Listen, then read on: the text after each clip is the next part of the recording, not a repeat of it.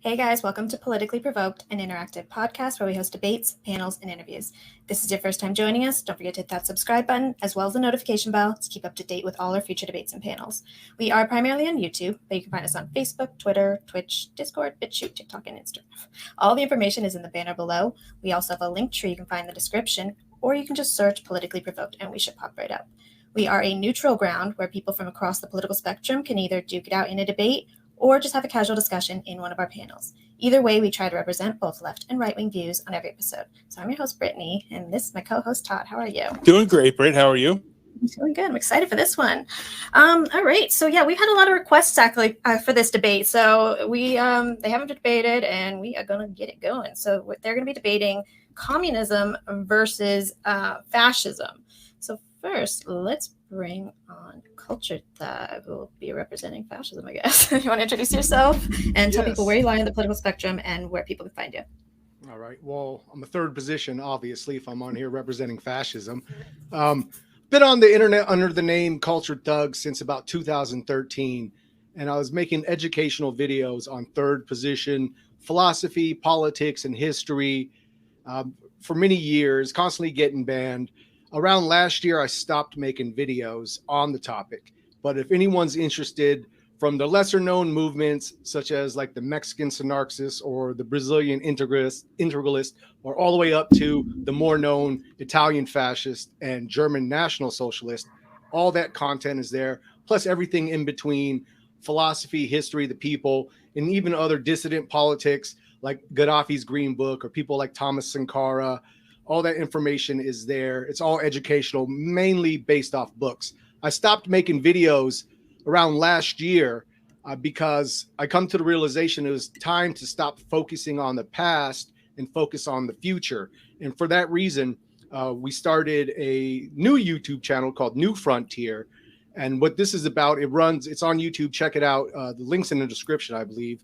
And we run 2 weekly podcasts on there talking about topical events that's going on. But the purpose of this is to try to garner support financially and materially from people because we plan on running on a populist platform in a few years and taking it to the people, because we believe this populist message and this socialist system would be acceptable to people if the right kind of people were out there pushing it. So we figured it was time to get off the internet and get into real life with this ideology. I would advise anyone to go check out newfrontierusa.org, our blog, where you can see our full platform and see what we believe and what you agree with it and whatnot. There's also a bookstore where you can find books that aren't in print anymore, like The Economic Foundations of Fascism by Paul Enzig, which goes completely into the corporatist economic system. Won't find these in print, so we're trying to keep those alive. And also garnering support for the war chest as we're trying to take this populist message out there to the people, because no one else is, and everyone else we've trusted has failed us. All right. Well, thank you for that intro. All right. So next up, let's bring on Haas. How are you tonight? I'm good. I'm pretty good. Yeah. So you want to introduce yourself, tell people where you lie in the political spectrum, and where people can find you. Yeah, I'm Haas from the Infrared Show. So Infrared is basically a platform. We call it Marxism, Leninism in the Age of Multipolarity and the Post-COVID World. I suppose we're Marxist Leninists, but we have a very unique perspective on the implications of Marxism Leninism for the West. I'm not sure what else to say. All right, thank you. All right, so here's what we're going to do. Each person can give an opening statement about the topic and your stance. After that, we will open up the floor. Make it 1 to 5 minutes. For those of you watching, if you have any questions, make sure to tag Politically Provoked who your question is addressed to, and we will end up having a cutoff once we get too many questions. Once the cutoff happens, we will only be taking super chats. So if you want to make sure your question gets read, try to get it in there on the sooner side. After the Q&A, we'll do closing statements and final thoughts. So I don't know, Paz, you want to go start? Do you want to start? Sure. I guess I'll begin with this. To me, the question of discussing fascism is a question of history.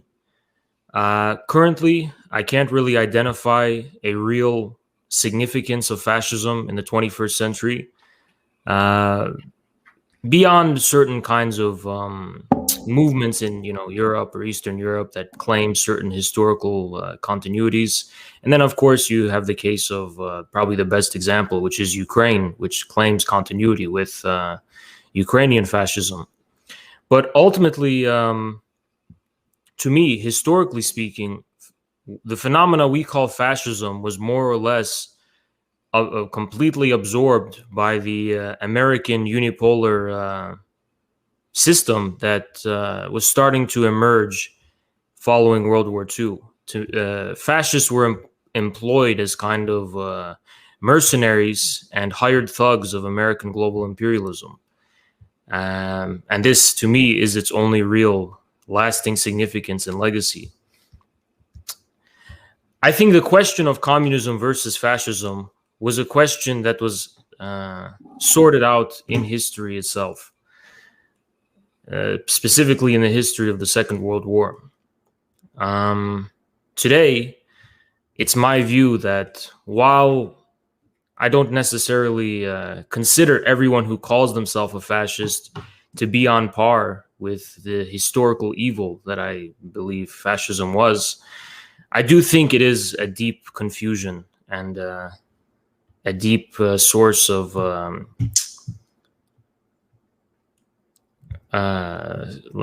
what's the word?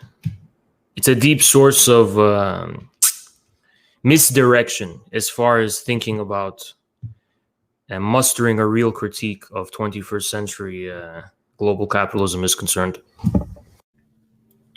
Thank you. Culture Thug. All right. Yeah, some of the Nazis went over to America. They also went over to Soviet Russia too to work in their science as well. So everyone who could get their hands on a lot of these people did. I would wonder, since you started off about the contradiction, what is the contradiction you see in third position to global capitalism? It's the same contradiction I see anarchists have, religious fundamentalists may have, various other ideologies may have. I see it as a kind of purely negative stance. I guess you could say more or less it's what Marxists would call false consciousness.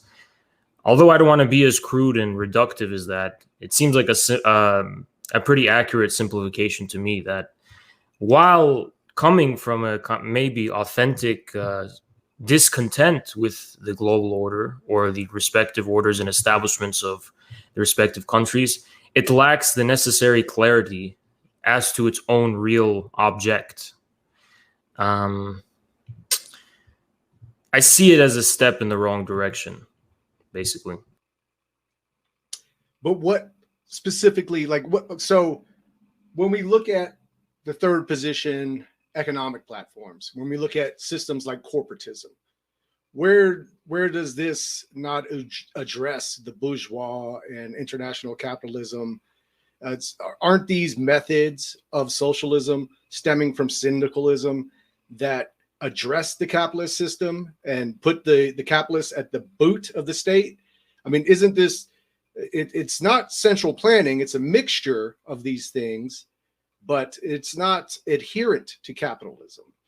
So I don't see where is the misstep and then dealing with global capitalism. If we're talking about the history now, and obviously the only two third position governments that came to power was Italy and Germany. So with them in particular, what do you view outside of theory? What do you view like specifically that they were doing that you say, you know what, they weren't really taking on capitalism by doing this? Well, I agree. I do want to move beyond theory and go to concrete examples. And I would go even farther and say it's not even so much about capitalism specifically as it is about the alignment of classes and material interests that existed at that time. And it's very clear to me that the fascist regimes in Italy and Germany served the interests of the military-industrial complex, the network of industrialists and financiers who needed war to prop up their existence as a class. But that's not the reality. That's just because you're building for a wartime economy. It's the same reason why everyone wants a nuke today. It's a bargaining chip, right? In those days, there were no nukes. So if you didn't have a military, you really didn't have a voice on the public stage. It's not really that they built up their military. The Soviet Union also built up its military, but it's the purpose for which they built up their military. And the purpose for which they built their military was to embark on foreign military adventures, not because they actually represented some kind of authentic national interests on the part of the peoples over which these governments were claiming to represent, but almost in a completely shameless, direct way to basically like pirates to loot and pillage resources without any right, without even being able to establish any right to it whatsoever. Like, what real claim did Italy have to Ethiopia? What real claims did Germany have to Eastern Europe? Now, some may make the argument that Germany may claim continuity from the Habsburg Empire and the Prussian Empire, but this isn't true because, at least in the case of the Habsburg Empire, this was a multi-ethnic empire, which was not a nation state. So the German nation state had no claim over the territories of Czechoslovakia, Poland, etc., etc., etc.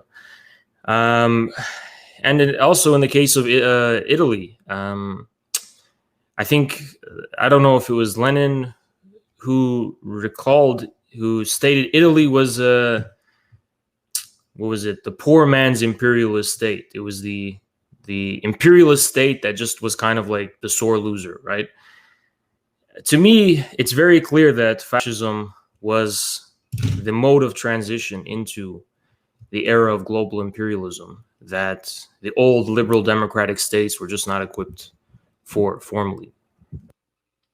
So with Germany first, I mean, I do think there was cause, at least they laid cause out to the German minorities being persecuted in both Poland and Czechoslovakia, even some towns where there are German majorities being suppressed by the Polish and the Czechs. So there was a reason that was directly intertwined with their nation.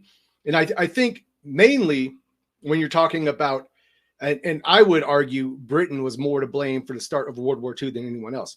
But I think you're talking about too, when we talk about Russia, we're talking about the living space. Now, this was something Hitler had preached since the early 20s, that Germany needed more living space, and they're going to take that living space from the East and Russia.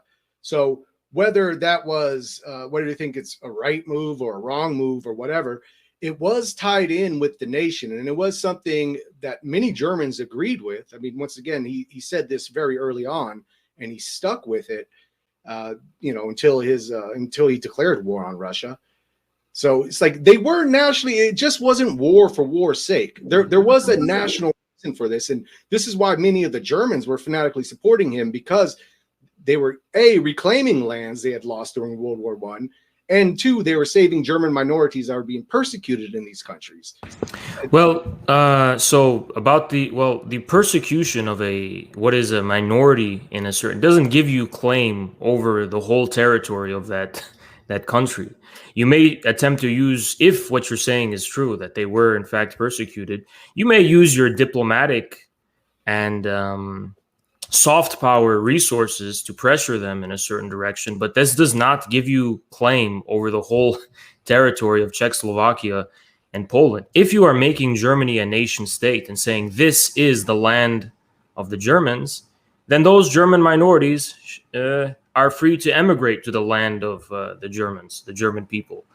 It does not give them claim over other nation states, which are comprised of other entirely different peoples. Now, there may be German minorities in those states, and that doesn't entitle them to ownership of the entire state. My main point about it being outside of the authentic national interests of the people within those countries is that these were military adventures. They had nothing to do with any real genuine historical claims or national liberation. It was a military adventure concocted by profit-hungry industrialists and war profiteers in order to sustain a dead system, a system that would otherwise have collapsed or was on its way to collapsing. What Hitler system is that? was classical liberal capitalism. And Hitler was promising his people the living space because Hitler didn't want to engage in a land reform within Germany. He didn't want to break up the big estates of the Junker nobles and aristocrats. So he promised them the land of Russia and so on. It's very clear that fascism was a tool of the ruling classes of these respective countries to avoid the social revolution that was otherwise inevitable at home. So first, back to Poland. Yeah, you didn't need to take the whole country, except they were forced into the war. When they wouldn't break on the Danzig, they were forced into a world war. Britain had declared war. So it's like there's no choice then. The question, but I don't mean to cut you off. The question, though, is who forced the Germans to invade Czechoslovakia? They also had a minority there. That's when they first went in there, is to protect their minority there. They may have justified it on that basis, but a minority being persecuted in another country does not give you claim to annex and conquer and turn this other country into your living space. This defies the basic, as Stalin said, a person who thinks in this way has the morals of beasts. It defies all human convention that you consider yourself entitled to the land and resources of another country. On what basis? I mean, you can say it's to protect the minority. Why not evacuate this minority to the German state? The Germans already had a state. So why not invite this minority in Czechoslovakia to live in Germany if they were so concerned about the status of this minority? It doesn't make any sense. Well, I'm glad you said annex. It shows soft power there. But because the borders of Germany was drawn up by the Versailles Treaty, it wasn't something created by Germans. That's correct. But as Stalin noted, the Germans did not stop with reclaiming the territories lost after the Versailles Treaty. They kept pushing forward more and more for more. That is way outside of the bounds of any territory that could, remotely be argued to be justifiably theirs. This is why Stalin said, many are claiming Hitler is a nationalist, but he's not a nationalist. If Hitler and the fascists, the Nazis in Germany were nationalists, they would be content with reclaiming the historical national territory of the German people, specifically that were lost after Versailles. But they didn't do that. They kept pushing for more and more that in no way could be argued was rightfully theirs historically. Well, the outbreak of World War II was over the Danzig. So, I mean, it was over disputed territory because of the borders drawn after Versailles. That's what outbroke the war. Then after that, it was World War after that because they would not... The Czechoslovakia as a whole was invaded. It wasn't just that the Germans took back the territory that was lost. They wanted more territory, even more than what they had previously lost. Yeah, and the Czechoslovakian government capitulated to them willingly. I mean, so when that's given to you, I mean, you'd have to be full to turn it down. Let's go to what do you mean they capitulated willingly? I don't see. There was no resistance. There was no resistance to it. There was no resistance at all, and a lot of people welcomed them in. And there was no resistance on part of the Czechs to the German invasion. No major resistance. No. So, and then we could talk about the Eastern Bloc, and then a Soviet power came over there. But I want to get to this thing about fascism being capitalism and decay. This is something I hear often, and is usually from Marxist or whatever shade of Marxist are around today. There's so many. So let's get to the bottom of this. So how are they keeping, if you have a capitalist elite that is propping up these organizations to fight off the Bolsheviks or communists, German communists at the time, you would imagine that they would have to be funding this party from the beginning. building it up. But when we see in reality, there was no major funding for the Germans until the 30s, early 30s, when they started to gain power. Then the businesses started coming in and playing ball. Until then, they lived off membership dues. They lived off Hitler's selling of Mein Kampf. Until then, they were banned repeatedly, not allowed to speak, imprisoned, broken up. So it doesn't fit this narrative that this group was propped up by capitalism. Mind you, the whole world of capitalism went to war with the authoritarian states in World War II, Japan, Italy, and Germany. So it wouldn't make sense to like, hey, capitalism is dying, and so we're going to prop this group up, and then we're going to declare world war on it and tear it apart in every single country. So it just doesn't fit that narrative, especially when you look at the funding of the party, especially of the German party. There was no big business supporting these people. It was off of membership dues. So I just don't see how. And then when we talk about when they gain power, whether in the corporatist state in Italy or whether the mixed economy of National Socialist Germany, it wasn't the executives that had the last word. It was the state. It was the state. Okay, so two things, because I could detect two errors in your argument there. The first one was that the Nazis only received funding and support from big industries and business after they got to power. If anything, it's almost the opposite.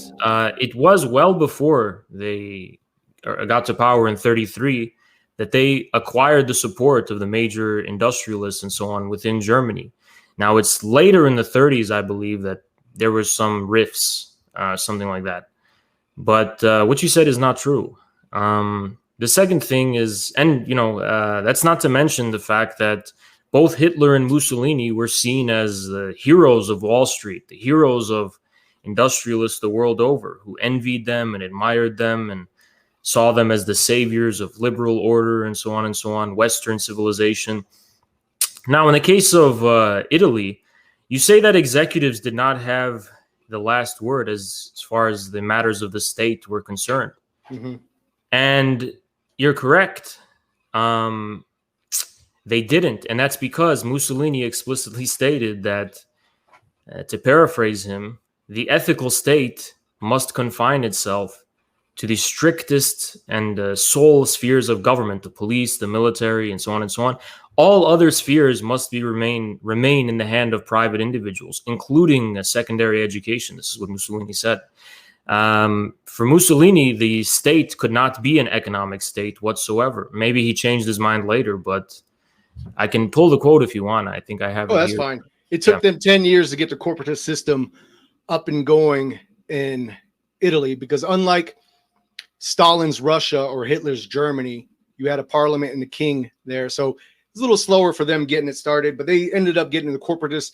1933 officially, the corporatist state was in play, which put the end nail to liberalism. But first, going back to Germany being funded, I would suggest two books for people who would like to believe that. German Big Business. Please don't show this stuff on stream. I mean, why? Oh, why? Oh, hold on. Okay? I fuck me. God damn it. What's happening? Fucking God. What happened? What's going on? All right, I won't show it on screen because, for whatever reason, German Big Business and the Rise of Hitler. Dude. I'm on Twitch, and you just showed a fucking swastika. I got banned for that before, man. Okay, well, I don't know. I've never been on Twitch, so. All right, so I'll make sure not to show anything controversial. German Big Business and the Rise of Hitler by Henry Turner Jr. I would advise people to check that out. Can you not show that shit on stream again so I can start the stream? Yeah. I'm not going to show it. I already said I'm not going to show it. And then this one, there's no cover to it, so that's fine. Hitler and the Rise of Wall Street. Also, none of these are favorable books, mind you, but it'll break down to when they started getting the funding, and it was 1932 that these businesses funded into them. It is not a reality by no historical account that's dug into this, whether biographers or whatnot, that they were getting funding from anyone outside of maybe a Thule society aristocrat here and there. Can you give me a second? I'm deleting shit, and is Twitch that crazy? Really? Yeah, they're that bad, man. It's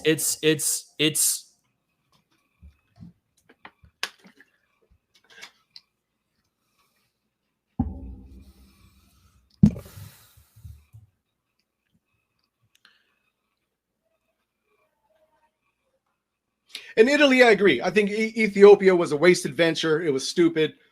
I didn't see anything good with that. It was Mussolini trying to flex power. His military was very weak, as shown in World War II.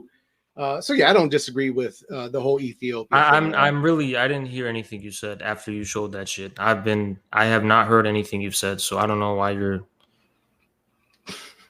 I don't. Should we keep going? I don't know. I really don't know if I should keep going or. I don't know. I had to delete. I completely deleted my stream. Everything. So what do you want to do? Should we do this at a different time, and I'll be aware not to.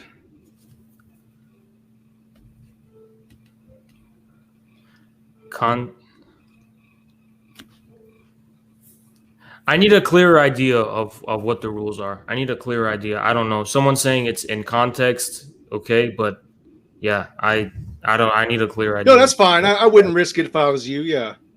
Okay, I got yeah. Guys, if you guys are watching this now, there's not going to be a stream for the rest of the night. I'll stream tomorrow. Yeah. So do you want to end this or? Yeah, I'm gonna go. I gotta check out what's about to happen. Okay. All right. Yeah, I gotta go. Okay, so a lot of buildup for nothing. Wow. All right, that was interesting. We're getting stuck in history too. I don't like that, but it's just like that was all right. Let me see if there's any questions that we can ask you. That was wild. Okay, I'm a little thrown off, but what these questions like from freaking okay, this is what I was saying to the chat. Anytime like we have like a third positions or like communists, there's all these freaking names. Like I can't fucking I know Q&A, and it drives me crazy. I'm like, I can't fucking pronounce half of this shit. You know what? Neither can I, and I make videos on the shit. So yeah. What the hell? Let's see, what does this say? Does Twitch let you show a hammer and sickle and make Stalin memes? Gee, what a coincidence. Interesting. Okay. It's a tiny little one too. I didn't even. It's like in the corner. I mean, I could think I could show this without getting banned here. It's in the fucking. I didn't even realize. I just wanted to reference it to people because this mythology of their capitalism decay is always there. It's because I'll continue. All right. I'll continue. A lot of people are confused and they're thinking, oh, he must be running away from the debate.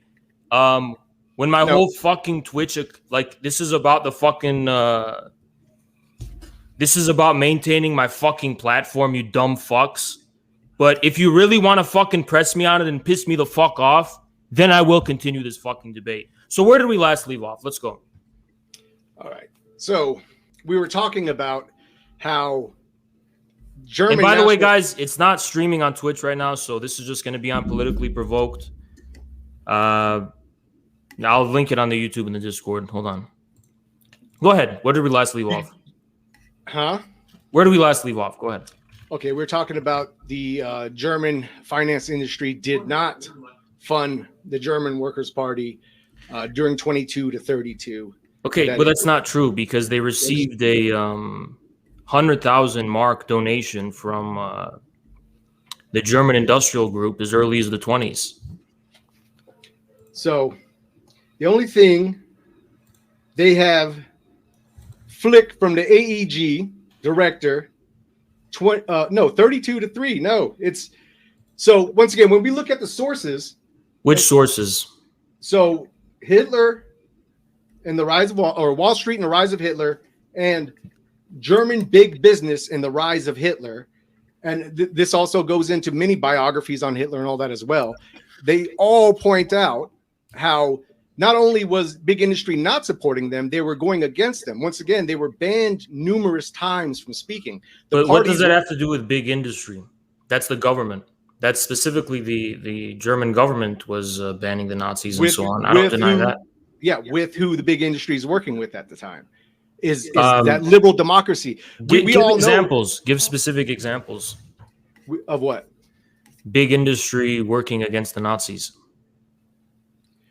By the people they supported in the Weimar Republic that was going after The them and reasons suppressing them. the Nazis were repressed by the Weimar government was an extension of their function as enforcing law and order against hooliganism and against street violence and all that kind of stuff.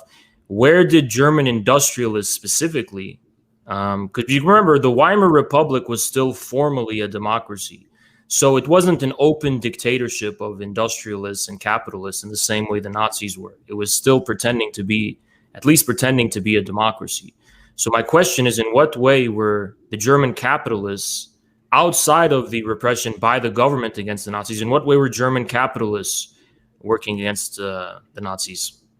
By not funding them and by funding the politicians running against them. But they did fund them. They didn't fund them. That's, once again, there's nowhere in any of these books, any of these things that any of these historians have written about where they said the industry was funding them. Once again, I think you just didn't read enough books then. No, I did. Believe me, I did. And that's the reality of it. Okay, well, I think this Trotskyite slander of fascism being capitalism in decay is something that comes from not being well depth in it, because it is not that simple. And then you could also say, so if you want to get nuanced, so you talk about Germany and Italy, but then we also have Spain, Romania, England, all these third position groups, none of them propped up by industry, all of them brutally repressed, a lot of them killed in prison cells and all this. It wasn't an ideology that the capitalists said, oh, wow. Well, if you're vying to seize state power, you are going to run afoul with the state that exists. But that doesn't mean you're not being supported, whether openly or secretly, by ruling classes and by industrialists. You have to also remember the Weimar Republic had the veneer of being a democracy, which means it had to kowtow to an insurgent German working class, which it had to pretend it also equally served as a government. So I don't see how the fascists being repressed or put in jail is an example of the real forces behind the real forces of the German ruling class being against them. The real forces being who? The real ruling classes being against them. I don't see how that's an example of the ruling classes being against them. You don't see how it's an example with the real ruling class being against them? No. That they're shut down everywhere, that they're scraping to get funds to get town halls and all of this. That should be. What do you mean shut down everywhere? They are being persecuted in the way that communists are being persecuted and anarchists are being persecuted. And there's not really any much distinction because these are perceived anti-state actors. But behind the scenes, industrialists, and not only German industrialists, but international financial capitalists and industrialists are supporting these people. After the 30s, they started putting money into it. Yeah, after the 30s. No, not before the 30s. There was not. It was largely built on membership. So this will be an unavoidable dispute as to the actual historical facts at hand. Like, how can we debate if we do not agree about the actual historical facts at hand? That's interesting. How do we do that? So I say that history shows us that that's not the case. It's not propped up by capitalism. And then we could see, so, okay, if you're just not going to accept that, and then let's go past that to the governments they did have. So if these were capitalist cronies or whatever, we can look at the systems they did create, and we see in both of these systems, they created something for the working people. It wasn't a profit-driven society. In fact, Adam Tooze, in his book, War of Destruction, says that during the period of 33 to 45, the German banks made less than they ever did in all of German history. So right, but the return on the returns coming from Wall Street and the international banks were really high because of Germany's restarted its military industrial complex, which was actually the source of its economic prosperity leading to the war. Like it was a bet and it was a wager on that war. Hitler was telling the German people that it was all going to pay off because he was going to give them living space and Lebensraum. And the record of history shows whether Hitler was beneficial to working people or not. And he wasn't. He led them into a war, which led to the complete defeat of Germany and the division of Germany. So the record shows that he was not, in the long term, the champion of the German working classes. Because he lost the war. He was a champion of the working class. Because he swindled them with this fantasy and this delusion that he's going to enslave and conquer and annihilate the inferior Slavic races and all of this bullshit, and that he would give them land to the east, and that they're going to have living room and so on and so on. This was a complete delusion, a complete swindle from the very beginning. Even before the war started, this was a false promise he was making. He was leading lamb to the slaughter.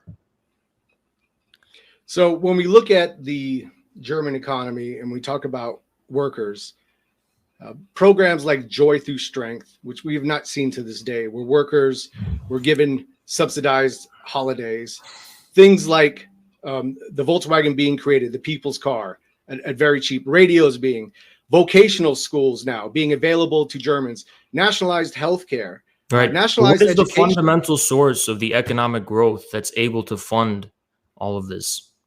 Is it a domestic revitalization of industry for the German people, in the German people's interest to lift Germany up? Or is it a arms manufacturing and weapons manufacturing a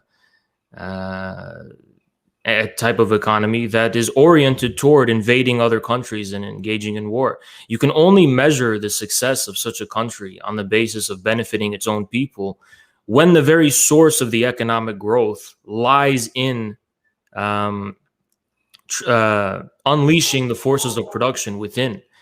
And no fascist government has ever been able to accomplish such a thing. All they can do is turn their economies into appendages of the military-industrial complex for purposes of invading other countries. Because they're unwilling to engage in the necessary land reform within to actually give their people a slice of the pie. So they promise them they'll have pie from Ethiopia or from Poland or Eastern Europe. Well, with Ethiopia, you're talking at the time of colonialism. So they viewed, misguided or not, it was that era that they viewed as long as England and Britain. Look, even by the standard of colonialism at the time, at the time that Italy invaded Ethiopia, colonialism was largely a vestigial system. The way in which Italy, the brutality with which Italy, the barbarism with which Italy randomly invaded Ethiopia, having zero continuity, zero historical claim, no business do whatsoever. It was a complete, it was a spectacle that was painted with blood and gore and violence. From where? Coming from where? And there had never been anything seen like that in the 1930s before, of just randomly invading a country, engaging in this brutal war. I mean, you saw things like this in the early 20th century and in the 19th century, but that era was on its way out by this time. So it's almost like Italy represented an attempt to preserve colonialism, the 19th century colonialism, and the 19th century liberal capitalism. The two were inexorably entwined when it was on its way out historically. It's almost like fascism was a reaction to the forces in march of history. Actually, it didn't. And then the British and French powers chopped up the Middle East. So the colonialism did not end, or Italy wasn't the last thing of it. But right, but after, once again, I don't like. I'm not defending. Okay, so which country in the 1930s engaged in a comparable, something comparable to Italy's invasion of Ethiopia? Russia and Finland.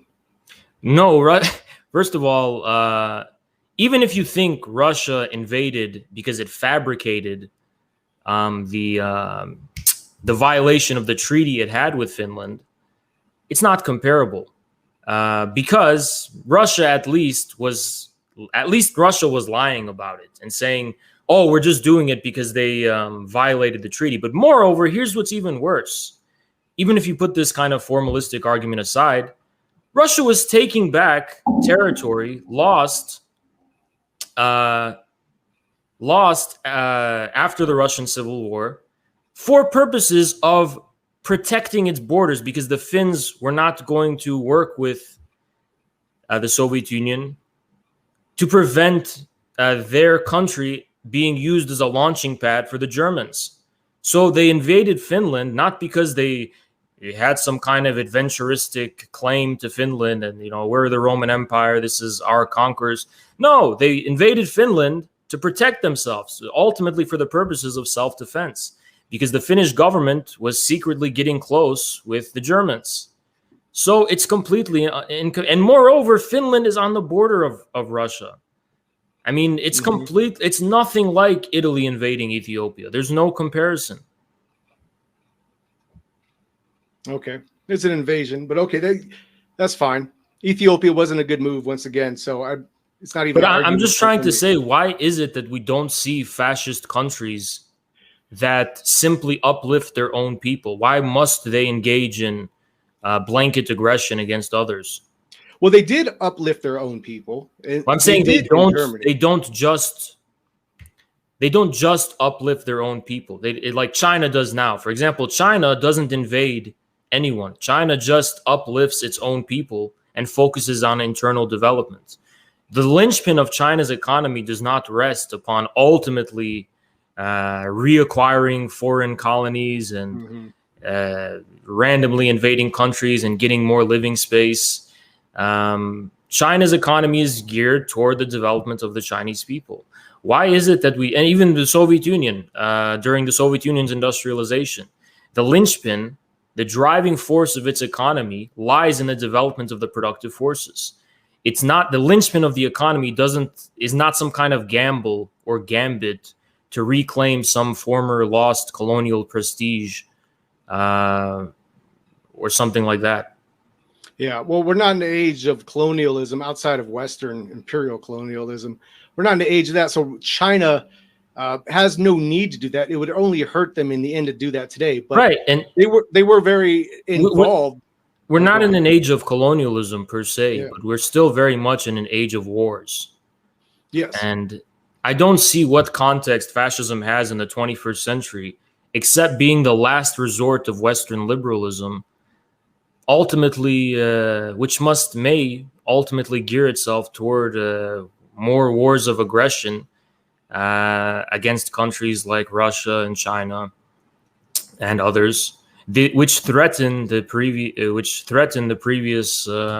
unipolar order. I think if fascism will emerge today, it will be in the form of resistance against the multipolar world order. As far as what? Nationalism? No, as far as defending the current imperial status of Western Europe and America, which are on their way to losing this status. But see, you were just saying that with World War II, that the liberals are losing their status, but the liberals are more powerful than ever with the fall of fascism. So it's not like that was their last. The thing is that fascism was absorbed as the hired thug of the liberal order after World War II. And you can say that, this was just the taking scientists, but it wasn't just taking scientists. The Nazi propagandists were taken. The Nazi ideologists were taken and absorbed. They were foundational for NATO. The Operation Gladio, the former fascists in Italy, were operationalized and mobilized by NATO. I mean, they were the hired thug of American imperialism during the Cold War. They were used as mercenaries in Africa and in other Cold War hotspots as anti-communist, fighters. So I don't see how And a lot of them were also killed, executed. So I don't see how that ties in with fascism when you take. What do you mean executed? Like after Nuremberg trials, or what are you talking about? Nuremberg trials and in Germany itself. Yeah. So so it's not like it's saying, hey, fascists, you protect liberalism. Well, come okay, here. I'll ask you a question. Mm-hmm. East and West Germany, which country had more sitting officials and government officials and judges and so on who were former high-ranking members of the Nazi Party? I would assume West Germany. Of course. Yeah. Well, they didn't lock up. Yeah, they didn't lock up every single Nazi, but they did kill a lot. And it wasn't. So when you take about the philosophy of the belief of the ideology, it's anti-liberal. It's nothing that supports the liberal frame. Once again, this is why liberalism went to war with the authoritarian third position countries. But the problem is that here's the issue. It wasn't liberalism that went to war. Liberalism was undergoing a profound transformation at this time. And the fascists claimed that they were against liberalism. But you have to ask, in what sense were they against liberalism? Was this against the essence of liberalism, the sacred individual of classical modernity, the individual rights, private property, free trade, all this kind of stuff? Were they against this specific liberalism, or were they only against the bad symptoms of liberalism, which was the widespread cultural breakdown, this, unemployment crisis, economic crisis? They were only against the bad aspects of liberalism, but at its essence, they were champions of liberalism. They were liberals like the Roman Empire was Roman. I mean, it was maybe no longer the Roman Republic, but it's still coming from the same foundation. No, it's all foundations. They were against liberalism. They were collective society. They were against all of the Enlightenment philosophies. Mussolini himself, I can give you a quote. Maybe you will say it's out of context, but I am open for you to give me the context. But he says that we are against the collectivistic state. Central planning. He's against central planning. It wasn't simply central planning. Let me pull it up right here. Yeah, here it is. What year is this from? I'll get the exact year in a second. Secondary. Okay, here we are.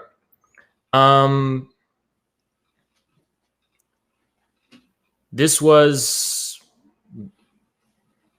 1920, June 1921. Mussolini says, the state must have a police, a judiciary, an army, and a foreign policy. All other things, and I do not exclude secondary education, must go back to the private activity of individuals. If one wants to save the state, the collectivist state must be abolished. So he's not critiquing Bolshevism. Mm-hmm. He's critiquing the current Italian state for being too collectivistic. He's saying this state is too collectivistic. We have to privatize. So from 1921, yeah. So before he's in power, anything else, when he was in power, they created the collectivist economy. They created the corporatist economy. It's not true, because Mussolini did in fact privatize these various industries. The railways were privatized, insurance was privatized, all manner of industries and so on were given back to the industrialists in order to create a base of support among them. Now, I won't deny that in the 30s and later on, the state became a more kind of central organ to coordinate the interests of these various industrialists, but the state was still the hired thug of the Italian ruling class. Okay, not at all. Once again, the state ruled over the industries. I'm just going to, since you brought up a quote, I'm just going to read a little bit from Mussolini's Italy here. The corporate state was also the quintessence of totalitarianism. By the end of 1933, with the framing of the new law on corporations to be promoted on 5th February 1934, an observer could no longer find any political, economic, or cultural activity which the party did not back, encourage, and control. directing to the farthest sectors of Italian life the hot breath of the fascist spirit. And it goes on and on about the different parts of the economy and how they put all the corporations into the corporate Listen, system. this is good poetry, but it doesn't reflect the reality. It's history.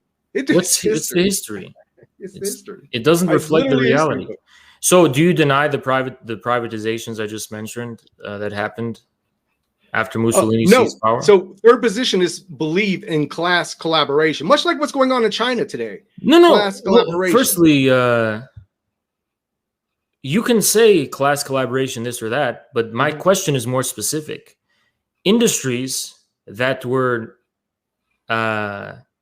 public before, publicly given a degree of public ownership before, in a state that was not a socialist state, it was a capitalist state, these were given to industrialists and privatized under Mussolini.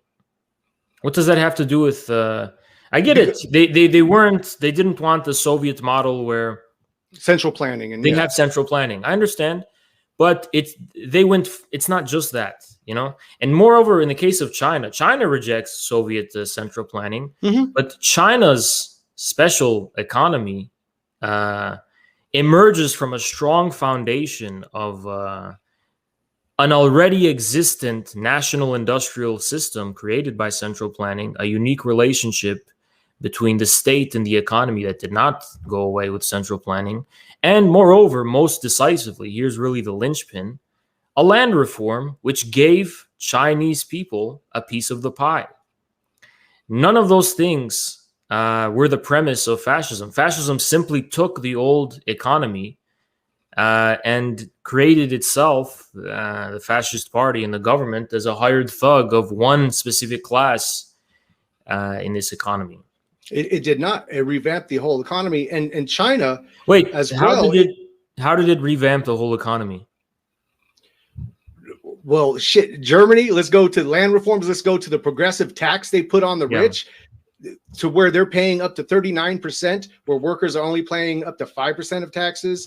I mean, this isn't something that's the rich wanted to happen there. In China as well, it wasn't central planning that led them to where they are. It's getting off central planning that led them to where they are. No, it's both. Without the national industrial system created by central planning, which to this day serves as the very premise of socialism with Chinese characteristics, Deng Xiaoping did not revert to the order that existed before Soviet-style central planning. He took Soviet-style central planning as the very premise of his reforms, which means for example, the wealthy Chinese, I don't like to call them this, but let's say just call them capitalists, right?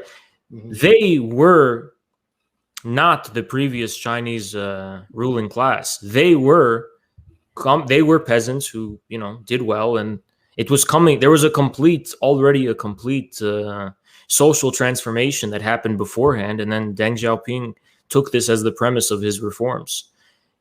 So it's a completely different situation. Maybe a different situation, but it came out to the same result of corporatization of business, and then a mixture of private and state overseen government. I mean, that's literally what corporatism was. Here's what you're not understanding this. The people who got rich in China, the businesses that emerged, every single company that has emerged in China after Deng Xiaoping's reforms has emerged, owes its existence to an already existing relationship between the state and the economy. Whereas in the case of Italy, all of these businesses and industries you're talking about existed before fascism. So this is the difference. It's a difference, but the result is the same. No, it's not. It's not the same, because in the case of China, they weren't simply putting a patch on a dead system and putting a Band-Aid on it. It was a completely new system that emerged after Deng Xiaoping's reforms, a completely new one. And in contrast to fascism, there is no aspect of economic life in China that is not somehow owing its premises and its existence to the state intervention into the economy. Except everyone after Mao viewed that communalizing of agriculture and central planning as a huge mistake. No, you're not listening. No, I understand what you're saying. The starting point is that because China had the relation with the state in the economy, that they were building off that foundation, while It's the fascist not countries it's were not building just off of that the liberal either. one. It's that China's economy is already premised by the state. Mm-hmm. It's not just that, we're not talking about the Mao era Soviet style industrialism or Mao's people's communes after the Great Leap Forward. Chinese theorists don't actually really dichotomize that from socialism with Chinese characteristics as much as they historicize it. Like, yes, this was necessary at the time to create the premises of a national industrial system. And then this stage was completed, and now we're in a different stage of socialist development. So they don't really say like one is better than the other as much as one is suited to a different time period than the other. From everything I've seen, they've definitely said there was a failure in centralizing. And I think Stalin realized this, and everyone realizes that it's too bureaucratic. You can't centrally plan from everything. No. So the third position is but let me listen. That's not true. There was a debate toward the end of Mao's life and after Mao's death about the future of China's economy. And there was a debate about whether the current Soviet-style system can be preserved. But the question of its sweeping success and being able to provide a base level of industrialization, base level modernization, and so on and so on, the success of that was never disputed. The success that it came from central planning. Yeah, it was never disputed. Yeah. It seems to be disputed from what I've been seeing. I'll refer you to this Chinese economist who spoke. Well, I'm talking about the official Chinese Communist Party sources that they have, like the party's own sources. It's official. Well, stats. They're not going to badmouth Mao, just like Stalin wasn't going to badmouth Lenin or Marx or anyone Deng else. Xiaoping was very open about saying he thought Mao was a 70-30 case. He was 30% bad and 70% good. So they're not afraid to critique Mao. They're not afraid to critique what they consider like the excesses of the Great Leap Forward and the Cultural Revolution. They do that all the time. But back to the state being the foundation, because they had that and they can build off of that. The third position, governments had to create that state because that state didn't exist. Like you said, it was a liberal state that existed. Right, but so they had to manifest that state into reality without having everything the Bolsheviks and the Chinese went through with the mass revolutions, famines, and all of these things. So as a matter of fact, they created no such state. The state that you're talking about was the cherry on top of a existing economy and existing system. It was a cherry on top. In the case of Russia and China, they actually did build a state from scratch and moreover lay the foundations of a modern state from scratch. They built all the institutions from scratch, more or less. They were completely engaged in a leveling of the economy in order to establish a newfound relationship between the state and the economy. And this never happened in the fascist countries. Now, of course, famines and all these things happened in China and the Soviet Union, but that's because they had to create an independent basis for for industrialization and modernization. And when you're not pillaging countries in Africa and foreign countries for your resources to get the necessary surpluses of production to engage in industrialization, you have to modernize agriculture so that the surpluses of both labor and agricultural produce can go toward industrialization. That's why China and the Soviet Union weren't out here in living space and colonizing and invading other people. And the other alternative, of course, is they never needed taking advantage of the differentials and the concentration of capital that are already established. So getting foreign investments from America and Britain and other international capitalists, which they weren't able to do. So what happened was unavoidable. Who wasn't able to do? Oh, you're talking about China. Yeah. Okay, the famines. And there's people that argue it's because of essential planning that some of those famines were induced. But as far as the cherry on top of the state, it was not a cherry on top of the state. It was a revamping of state itself. So in liberalism, we have a weak state, right? Just like we do today. It's strong, I get it, but it's a weak state. There's no foundation to it. There's no component of it that creates and keeps national. So, but they created these things. So I think we're getting lost in the weeds of like, oh, is this a state or a cherry on top? Did they do something?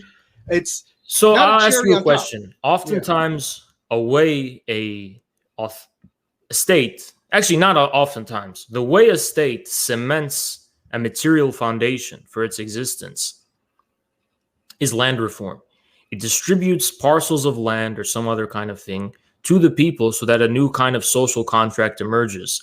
The people's way of life becomes inexorably tied to the state. This is true not even just for capitalism, for all history, right? Going back even to the Greeks and whatever you want, the Ottomans, whatever you want. This is how states acquire material foundation. How did fascist Italy and Germany acquire a material foundation for their state? Well, through land reform as well. Which land reform are you referring to? Agriculture and industry as well. The same thing. No. Let's not brush over this topic. It's important. Mm-hmm. Which land reforms were implemented in Italy and Germany, respectively? So they had collective farming in Germany. It wasn't communal, but it was collective. It was all under an agency that would plan essentially what needed to be produced. They had land beautification projects where they would go have youth help build up farms so they could have more people growing in those farms working without putting any money in through the state or anything or the peasants' money into it, because they had these programs that would go there and beautify the land and build them up and do that. And same with Italy. They a part of the function of the corporatist system that was very good, I think, is they're able to take work and transport workers, thousands of workers to towns to build those towns up, to aggregate the land, and then move on to the next one and try to build that up as well. So they were doing. What you're saying is not true. The furthest extent of Germany's land reform was changes in the laws about the inheritance of farmland existing for the existing peasants. As far as Italy is concerned, I'm not aware of any major redistribution of land or division of landed estates in Italy at all. They didn't redistribute land. Yeah, they didn't. Well, that's what land reform means. Land reform means you give people land who didn't have land before. Yeah, no, they built. The people already had. So that's another thing. There wasn't this homelessness or people without land as there was under the czars in Russia and whatever was going on in China before Mao. So it's a totally different landscape. You're talking, even though Italy was not industrialized, it had no need to make communal farms and to give land. I mean, you say they give land to them, but they're communal farms. I'm not talking about communal farms. Communal farms, for example. So during the Russian land reform, after the Bolsheviks seized power, the Stolypin reforms under the Tsar were reversed, and land was given to peasants. It was their land. They owned it, as opposed to the landowners, the nobility. They took it from the nobility, gave it to the peasants. Then, a decade later, the collectivization began of the creation of the kolkhozes preceded that. The widespread establishment of the kolkhozes started a decade later. So those are two different things. Okay, the first thing did not happen in Italy or Germany. There was no land reform, and there was no equivalent to a land reform where the people were actually being given some kind of interest in the state, in the economy. They were not given any kind of piece of the pie. They weren't given any, how should I say? What's the word? They weren't given a security. Is that the word? They weren't given anything like that.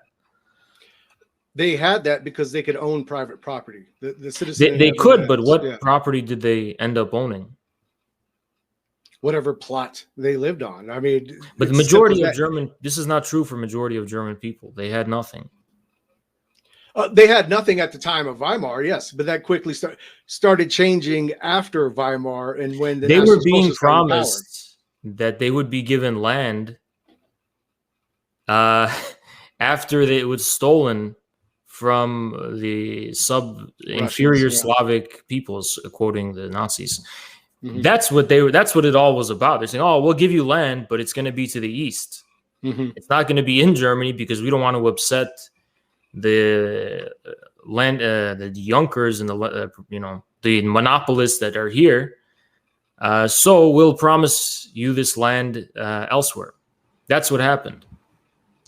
No, what happened was it wasn't because of the Junkers. What happened was they didn't believe, right or not, they didn't believe that there was enough land there to have that kind of reform. There was. There why- actually was. That's fine. I'm just saying what's like. It's we can get in the cynical. weeds about Why? that. Of course, they understand there's enough land. They just don't want to. They just want to serve the interests of the existing monopolists and landed proprietors. And that's that. It's not that they were just mistaken and we did incorrect measurements or something. No, they knew. They just wanted to serve the interests of the German ruling classes, while at the same time keeping the interests of the German people at bay in the form of whipping them into a frenzy for war. That's such a simplification of that. That's such a gross simplification of that. It's not about whipping the Germans into frenzy. It wasn't just this narrative of it's just a war economy. All they're expecting is war. That's all the Germans were promised was war. It was none of that.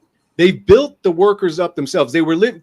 Once again, when we talk about the reason there was a rise in the German economy is almost entirely attributable to repropping up the military-industrial complex. It is almost all of the economic gains in Germany are almost all, if not all, blank point and period, attributed to that fact. It was because they were making just like, for example, if you build infrastructure in your country, it's a debt, right? You're pouring a lot of investment, but that creates jobs. It creates capital. It creates some kind of life for the economy. And this is what the Germans were doing for the arms industry and the military industrial complex. So yes, it was a war economy. It was all geared towards war. It was not geared toward. It was geared towards building Germany up as well. Not just towards. But so hold on. Let's not brush past this though. Let's not brush past this. So we're talking about when we talk about nationalized healthcare, nationalized education, worker retreats. We're talking about these aren't things where you're like, we're just going to please these big capitalists. When you're talking about taxing the capitalist more than anyone else, a progressive tax. When we're talking about this, it is not serving the elite. This is not this narrative being painted as like Hitler would serve. So let's be clear about this. Is it serving the individual interests of each and every one of these elites? Of course not. But the question is it serving their collective interests? And I would say yes, it is. Because they were unwilling to engage in a social confrontation at home. Of course, they recognized the need. I mean, listen, they were very open about this. Like, listen, you German capitalists, if you don't listen to us, the workers led by the Bolsheviks or whatever are going to come and get your ass. So you better listen to us because we're saving you. That was what they were telling them. You know, if you don't listen to us, you're going to face our boot. That's what happened when they came but primarily they were saying it's either us or the Asiatic Bolshevism. You make your pick. It's a good sales pitch. It's a good sales pitch. Of course it is, and it was also arguably true. It's not. That's the thing, though. It's not arguably true. Yeah. When you put industry under the boot of the state, at the heel of the state. Well, and I'll go back to China. It's the same thing China evolved to. They eventually came to this understanding that you have to have this mixture, but you have to have a strong state. So why isn't the linchpin of China's economy a war economy? Why does it successfully engage in the internal development of China and the Chinese people? Because they joined the World Trade Organization and they've been skyrocketing since then. They're building up a military. Don't doubt that they aren't. They're building up a strong military. Yeah, but that's not the linchpin of their economy. The linchpin of it. The World Trade Organization is. That's the linchpin. No, the World Trade Organization is not the linchpin, and neither is the military. It's China's infrastructure, which is built on the basis of debt that is later paid off in the long term. in its construction, infrastructure. Those are the things that are the real linchpin of the Chinese economy. Yeah, It was opening up to foreign investment. Is the linchpin opening driving up, China. Okay, let's be clear. Opening up to foreign investment is what allowed for the transfers, very rapid transfers, and the concentration of capital to take place and to build up Chinese industry. So yes, that was an important premise. But as far as the linchpin of what drives China's economy, it's not enough to have foreign investment. You can have money, but what are you going to do with that money? It's capitalism 101, right? The linchpin of China's economy lies in a combination, especially in the Xi era, of infrastructure, construction, and debt-based works. Instead of just taking out debt, they do something with it. Its economy is based not in abstraction, financial abstraction, but in building real things, real intangible things, which eventually pay for themselves. So that's the actual linchpin of the Chinese economy. Now, the reason the Chinese economy is different from fascism is because, again, all of those businesses and industries which emerged in China, they owe their existence to China's socialist system. The industries that exist under fascism existed before some kind of the fascists took over. Fascism merely inherited the class antagonism of liberalism, and it merely displaced the coordinates of being able to wage this class struggle. But in the case of China, what do you mean coordinates? For example, it's displaced the ability for the class struggle to be waged as it had before. Yes. Yeah. We don't agree with having our classes fight each other. That's, once again, class collaboration. But no, so China... But it's still... But hold on, I will insist on something. Mm-hmm. You notice the key word is displace. It still had to displace the class struggle. It didn't just get rid of it because they don't agree with it. They had to displace it onto foreign adventures and foreign wars. That's the important thing. Before the foreign adventures and foreign wars, right? Yeah. Before then, but from 33 to 38, they were doing that. They got rid of the class antagonism because they nationalized the people. Listen. The classes were brought together. Once again, if your health care is paid for, if you're educated, you're a worker and you can't afford to go to the best university, and now you start getting rid of some of these antagonisms between the classes. Because now Italy invaded Ethiopia in 35, so it's not like 30. What do you say, 33 to 38? I'm talking about Germany. Yeah. Oh, okay, you're talking about Germany. Okay, yeah. Well, here's what I'm trying to say, though. I agree. The general standard of living for Germans, including German workers, rose during this period you're talking about. But the only reason it did is because it was a bet, it was a gambit, and that was based in the military-industrial complex. You cannot say the class struggle has been eliminated until this bet you're making, it proves itself, proves its outcome, because the outcome is not proven yet. So it's a wager. We never get to see the outcome. It's not that the class struggle was eliminated, it's that it lied in waiting. We were going to see if Hitler's promises pay off or not, and they obviously didn't. Yeah, well, I think this is another misnomer, but this will be, I don't even know how to argue this, that if Germany did not go to war, it would crumble. I think that's a total misnomer, because as they were building up their infrastructure and their industry, as they were back in, work. Yeah, had Germany not gone to war, the German state would have been overthrown. Absolutely. There is no doubt about that. I said it would have been stronger than ever. But so you started this off saying... But hold on. Why is there not a single example of a fascist state that doesn't have to go to war? There's not a single example in history. There's only been, technically 2, and they were wrapped up in World War II. But why is that? And destroyed. Because it is something anytime there's anything authoritarian that pops up in any other country, they become the enemy of liberal democracy. Sure, so, but whether you call something fascist or third position or collective but national, idealistic, whatever you call it, when it pops up in any other country, it's either going to go on the list of evil or it's going to be subverted and taken down and destroyed. When countries resist the American-created global system, yes, they are. I agree, but my wider point, I basically break it down like this. Let's just use common sense. All right. Now, on paper, what the fascists say, or what fascists today will say, doesn't sound so bad, right? Oh, it's just like China. When they say, for example, let's have class collaboration, we're for private property. We're not like the communists want to eliminate it.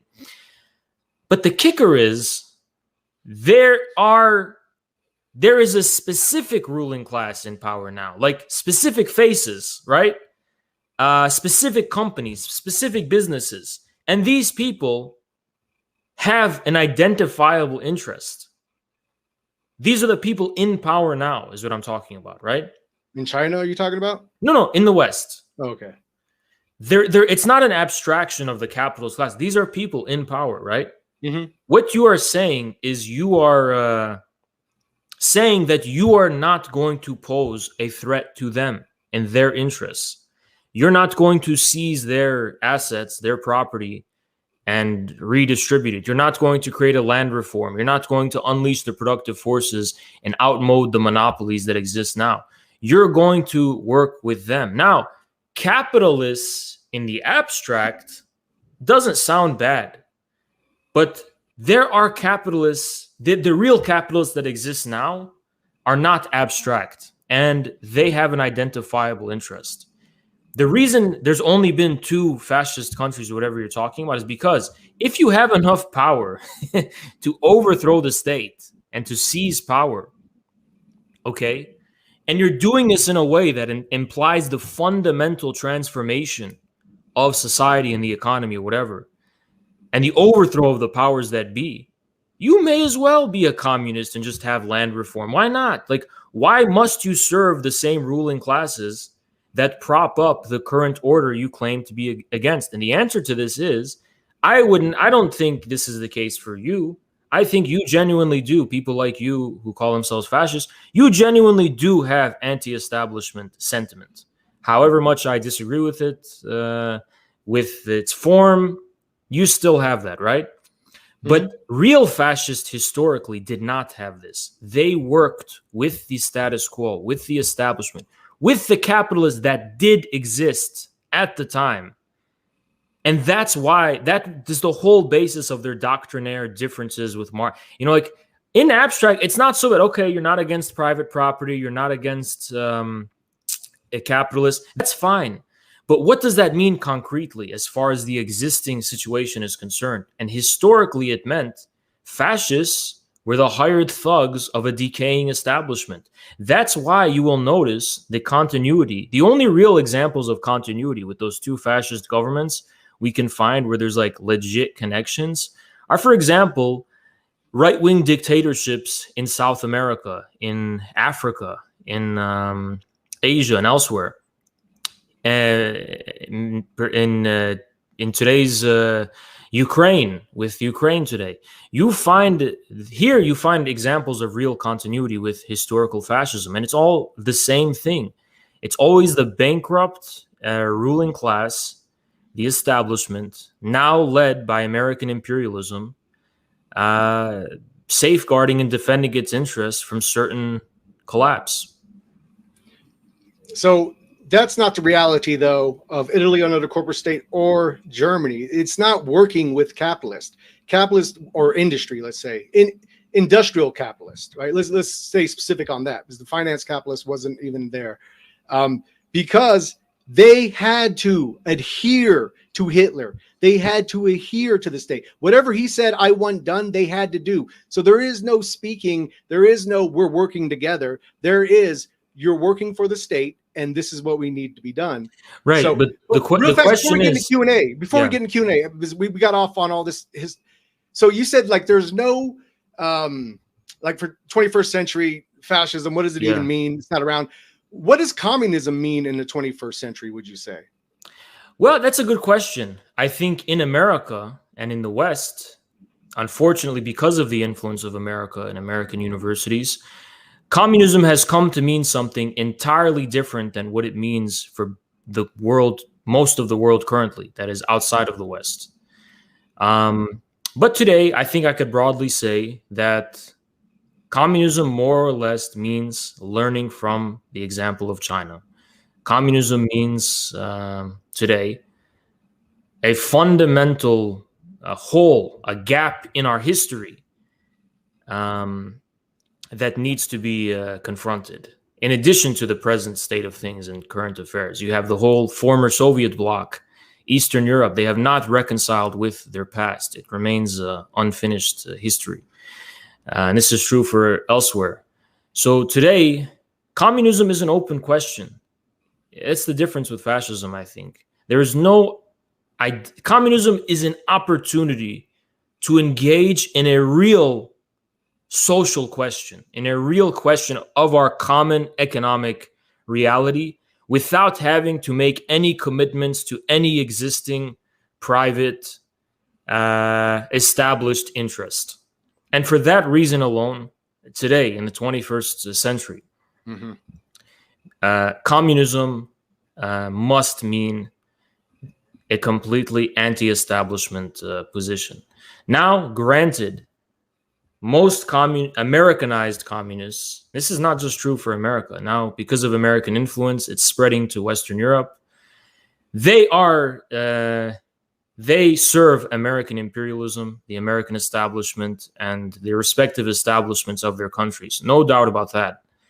But so if communism is once again, it's hard to find any real communist that's not a liberal, right? That's kind of what it's been reduced to in America. Yeah. But if you engage with Chinese communists, if that's the reality, though, Haas, if that's the reality, right? But only in the West. What separates people like you and myself? If we're both anti-establishment, if we're both collectivists, if we're both nationalists, we have a differing view of history. That's it. What does that mean today, though? What does that mean today? No, should we fight about?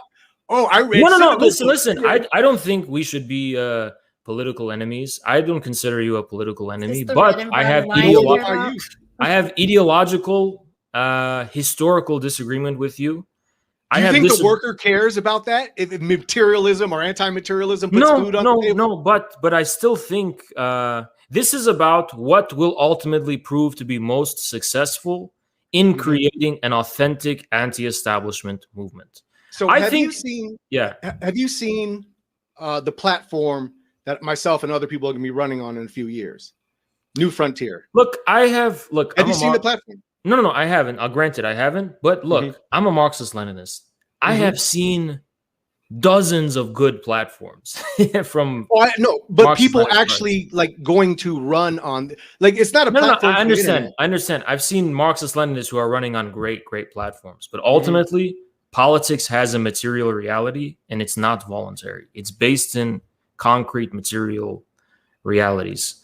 So to me, for example, I look at phenomena like the People's Party, third-party initiatives that I think are grounded in current reality. And I think this is the site of the future. I think both Bernie Sanders... A third party in America. In America? Yeah. I disagree with that.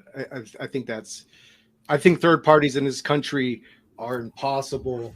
Werner Sombart wrote this book in the early 1900s, "Why There Is No Socialism in the United States," and part of it was how it's impossible to get a socialist movement. It's impossible to have a third party in America just because of how it's set up.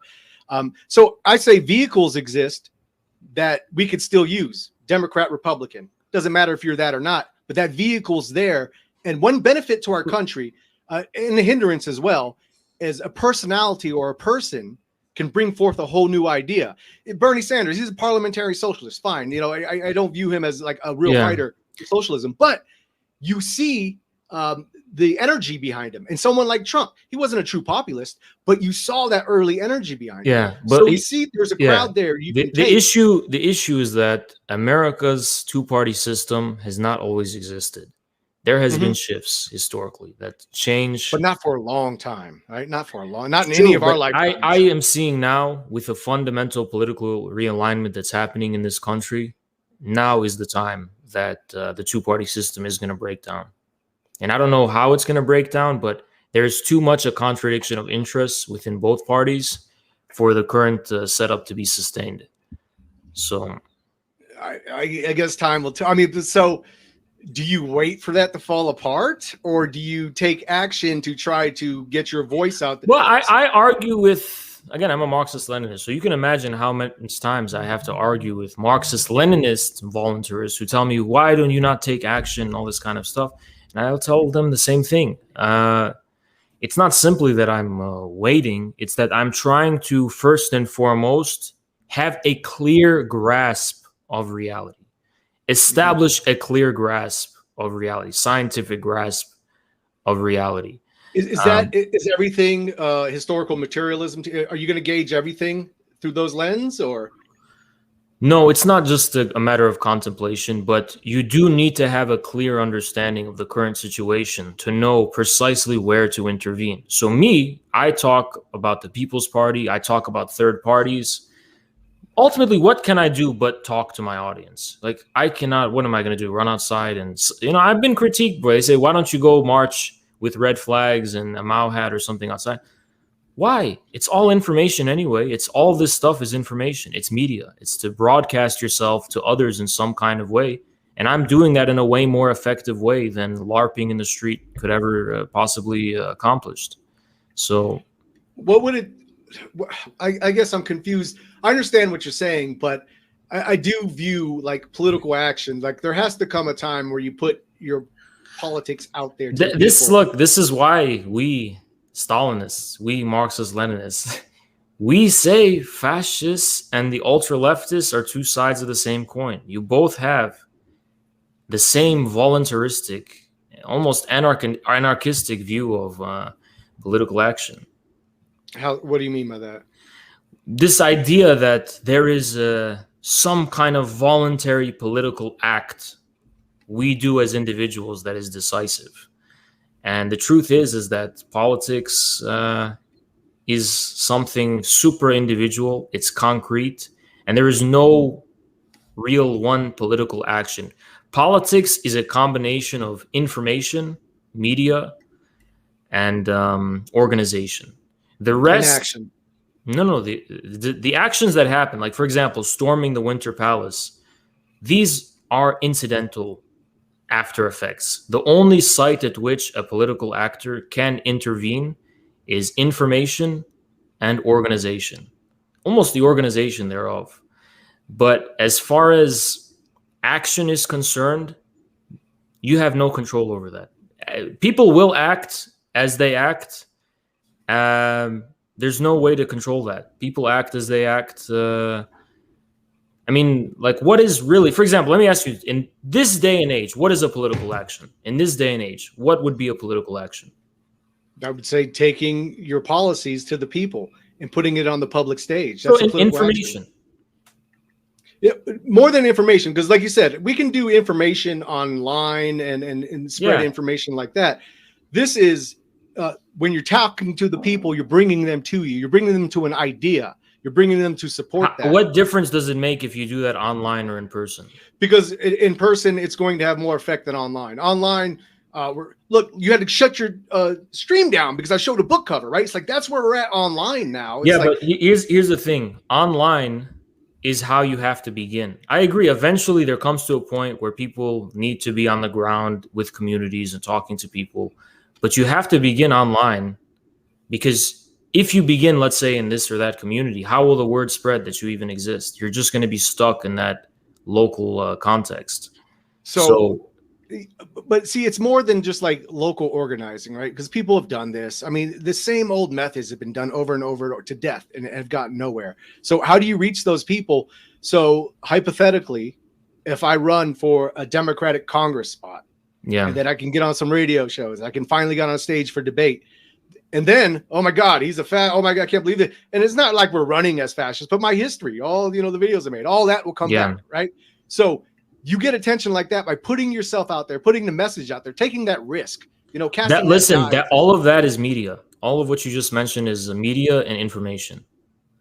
It's the only reason why would you have to run on the Democrat Party and not a third party? Because if you run as a Democrat, you'll get more attention. Yeah, and it's harder to get a third party off the ground. You have to have a certain amount of signatures and all this. No, I'm just trying to say political action is a combination of information and organization. There is no like mythical act you do like, and as far as politics is concerned. We have Maoists. I don't know what you mean by we have Maoists here on the left, unfortunately, which I am a part. We have Maoists who march on the streets with flags, and they have the quotations, and they're dressing up, and they really believe they're engaging in a political action. But what they're doing is engaging in a certain information broadcast of making themselves look foolish, right? But they think this is the real political action we're taking to the streets, and there's no such action entailed in this. Yeah, it's LARPing for the most part. Yeah, playing dress up and but see, that's what I'm saying. That's not the political action. That's wasted. Been there, done that. Everyone's still kind of doing that method. I think the third party goes out that way too. That's why I think, once again, we're in a country where personalities or single people can push forth a whole idea. So to me, it seems. Well, which personality would you have in mind to be pushing this idea? I'm just saying personalities, period. That's AOC, Ilhar Oman. Why do these people become known names now? Because they came with this personality, put this message out there that they don't follow through with, but still put this message out there and got support from that. Well, I think the great American can do that. The great revolutionaries and leaders in history. I agree. In a populist movement, there will be strong personalities inevitably. But the authentic revolutionaries of history, they had hidden personalities. They had pseudonyms. They were just known implicitly. And it wasn't the force of their personality, but the force of their ideas that spread. It wasn't just the force of their ideas either. It was the force of their effectiveness in organizing, their effectiveness in operationalizing their parties and their movements. And so, and that can't be done with people running on, the Democratic platform. Absolutely not. Bernie Sanders and Trump did that. Just you're like right. That. And here's my question to you: what happened to them? Well, Bernie obviously cucked out for the DNC. Well, listen, Trump was a rhino. I agree. Bernie did cuck out, but Bernie had two options: leave the Democratic Party or start a third party.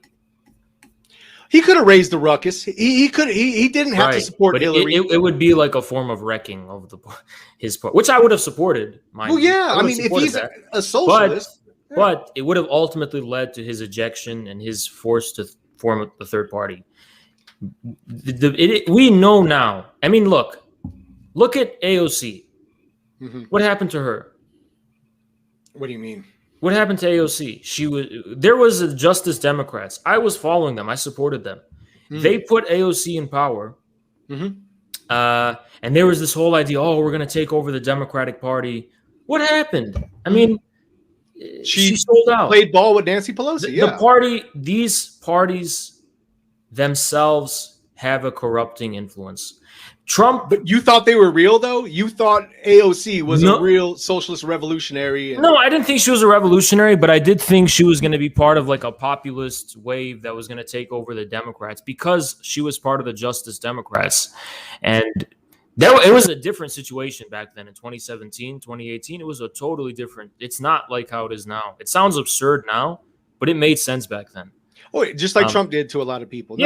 Trump promised people he was going to be against the wars and he was going to put America first and he was going to, have infrastructure and bring all the jobs. But he made all these promises. And what happened? He had to capitulate to the Republican establishment. We allow ourselves to be ruled by politicians, though. So AOC was always a politician, right? She come out. Well, that's the thing. No one knew who she was. She was just somebody that the Justice Democrats propped up. She said she was a working class woman from the Bronx. And that's how I viewed her as well at the time. I didn't see her history in politics or anything. And then what do you know? It turns out that being in the Democratic Party, because look, if you're in a party in the Democratic or Republican Party, you will have to make sacrifices for the collective well-being of the party as a whole. And the not if you reject the parties, not if you truly are revolutionary and you're anti-system. Then you're going to get kicked out, or you're going to get completely blocked. Doesn't that still do so? Say worst case scenario, you get kicked out and shamed and all this. Don't you think people are going to be attracted to that because they saw someone who was really anti-system, like putting himself out there? But the thing is that these parties are now rigged to make it so that people can't even get to that point.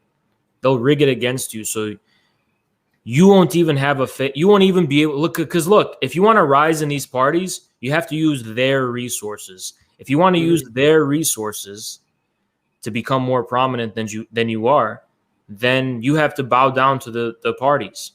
Yeah, you can't use their once again, if it's anti-system and revolutionary, you're not using their resources. Here's a question I have for you. What happens in a few years or whenever, when the two-party system breaks down by itself? Wouldn't you think it was short-sighted for you not to see that? Hey, you know what?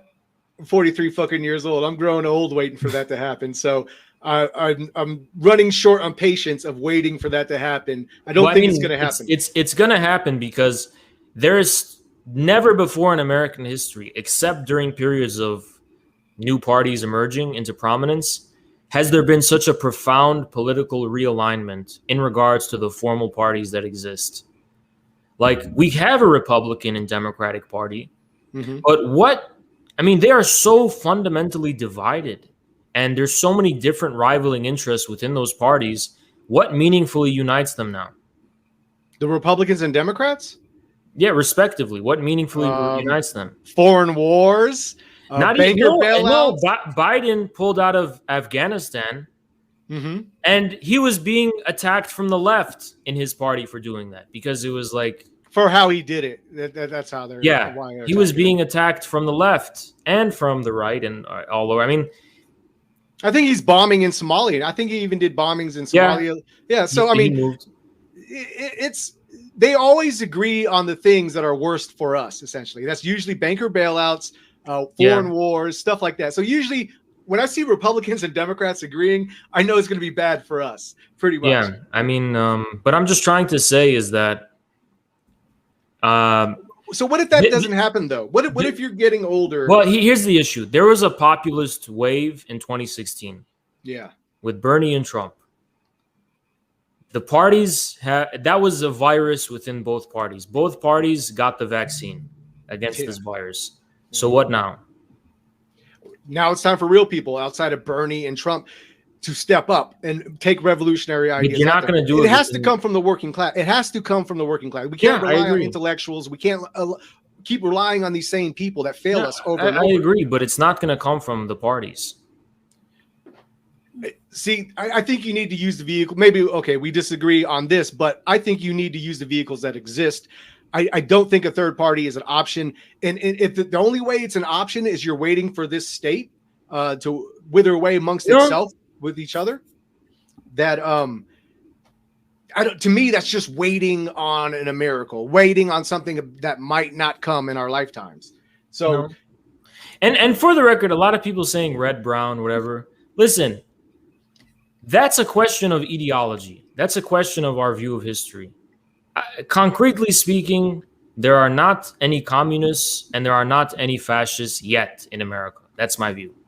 You have populists and you have establishment people, and the populists have different ideas amongst themselves. Some ideas I oppose and will argue against, but let's not do you guys think it helps either of your causes to fall under either one of those labels with communism or fascism?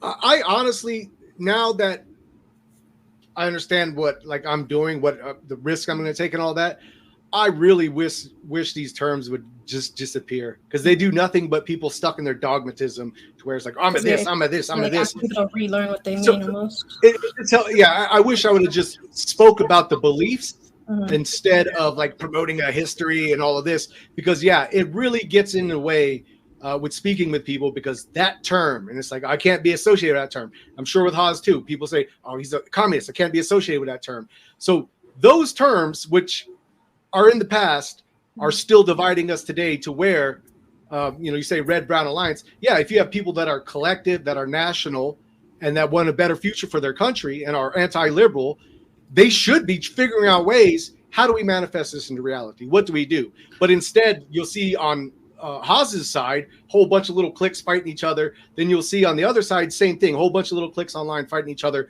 over these terms and titles and that. So, yeah, well, these terms, I think, just get in the way of anything productive. So for me, I think there is a lasting significance, decisive significance for Marxism-Leninism. But I think Marxist-Leninists in the West are Cartesians. And what that means is that they think that Marxism-Leninism itself creates its own object, when in fact, the object has always been something that preceded us. So in Russia had a populist movement, a revolutionary movement.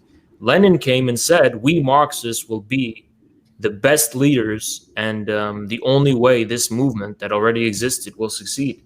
Just like how in America, the object is the populist, anti-establishment forces. And when I say I'm a Marxist-Leninist, I'm not saying I want everyone to agree with me ideologically. I'm saying that I believe we Marxist-Leninists have the most to offer to see to the ultimate victory of American popular interests and the interests of the American people and the anti-establishment interests generally. Whether you want to look at that from the perspective of like, Occupy or, the populisms of 2016, it's all the same. There is an objective. See, the point of Marxism has always been there's an objective class struggle. It's not a subjective struggle. It's not the struggle between Marxism and foreign ideologies. It's a class struggle. And Marxism is supposed to be a tool that is best equipped to serve the working class and then ultimately serve the people as a whole. So the aim and the object to me is objective. It's not ideological or subjective. So we're going to get to some of these questions because we have a lot. And some of these names, there's no way I'm going to be able to pronounce them, but I'll give it a try. Okay, so from Zoltan, said, so Welsherman, Eugen, During, does that sound? Can you bring the questions up? No, they're too far back. Welchmers, Eugen, During, WELTSCHMERZ, Eugen During, I think that's what it is, accuses Marxism of being utopian because it's based on destruction like Oswald Spengler in Prussian socialism. Thoughts from CT and then Haas. Yeah, well, I've always argued Marx was great at criticism, bad at solutions. So that's been my belief, yeah. I actually think the destruction relevant to Marx and Marxism has happened multiple times. You had the crisis in 1929. You had the crisis in 73.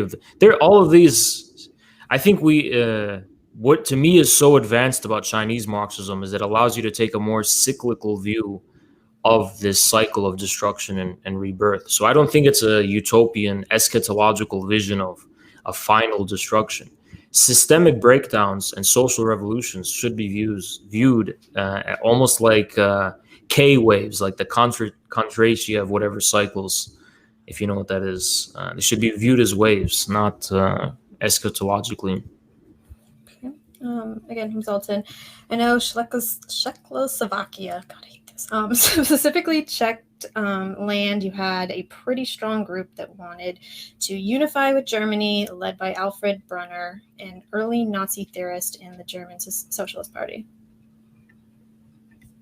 I don't know if that doesn't sound like a question, huh? I think he's just making a comment on Czechoslovakia. So from Sun State, fascism is capitalism in decay. Don't show that fascist book on my capitalist platform, they'll ban me. Okay.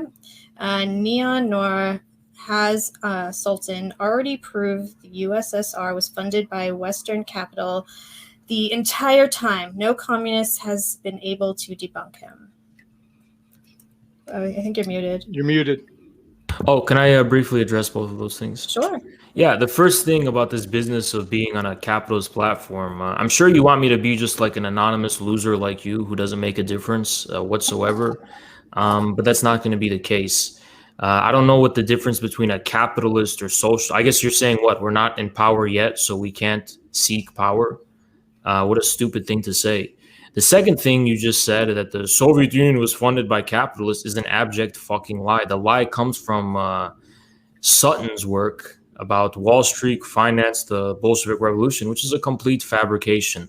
Wall Street, in fact, we know, financed at first the Kerensky government, but would go on to later finance the White Counter-Revolution during the Russian Civil War. The Bolsheviks had no foreign support at that time. So that's actually one of the next questions from Sunstate says, what does Haas think about the Bolsheviks being funded by American banks and the German government at the time?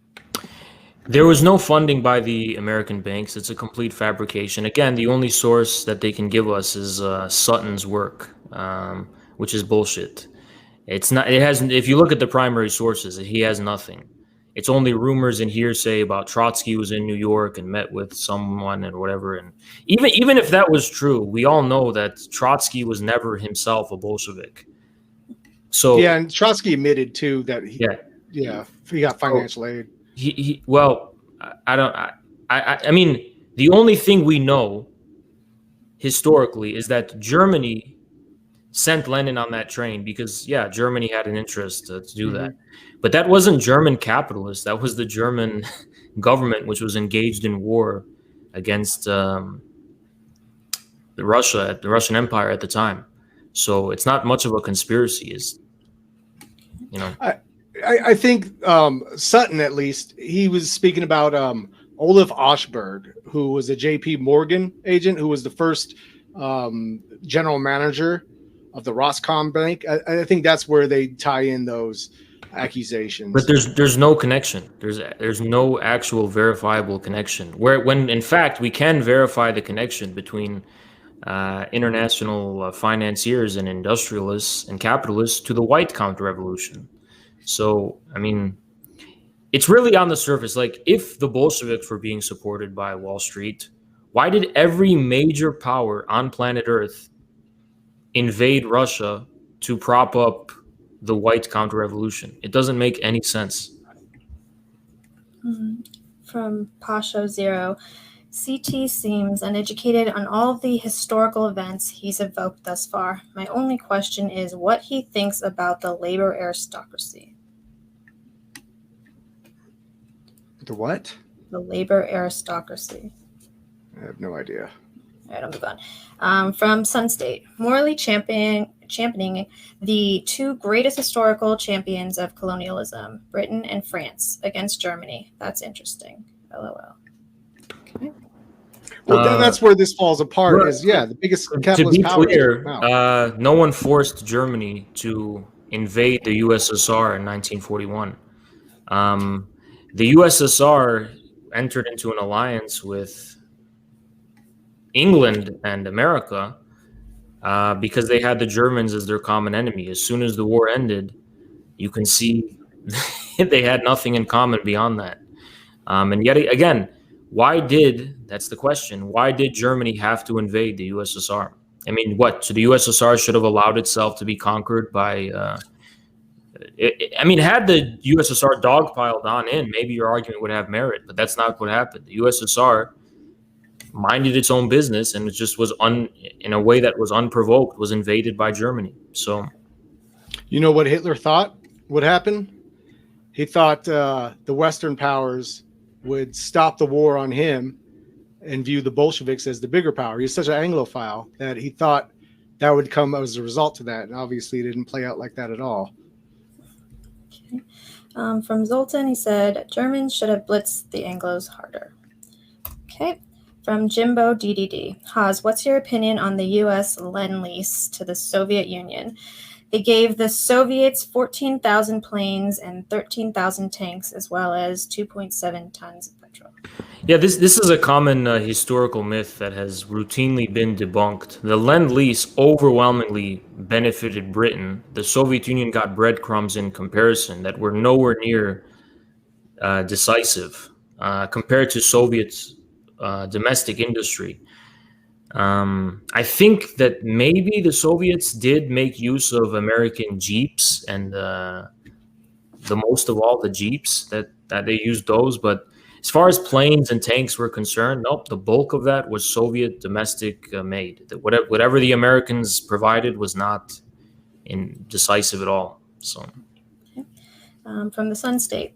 Germany wasn't practicing self-defense, knowing all the world's capitalist and communist powers were set against them.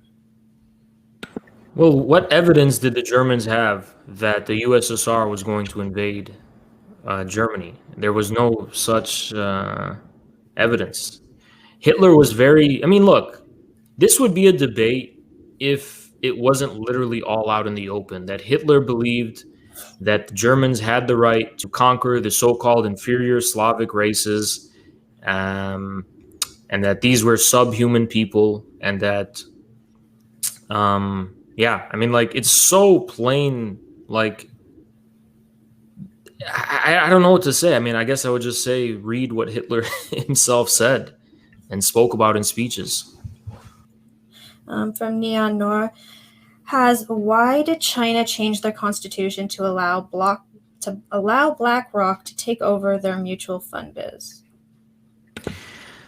I don't know what you're talking about specifically, but that stands that all land in China is owned by the government, whether that's the central government or local governments.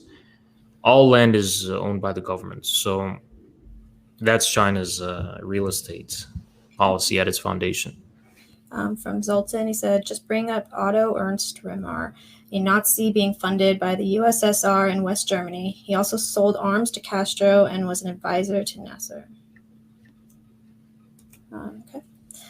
From Punish Italian, we are waiting time on history, which will always be a stalemate. Talk about the actual ideas, corporatism and nationalism as effective socialism.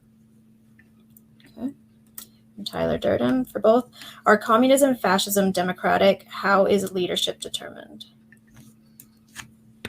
So I'll just answer for my sake. Communists ultimately do believe.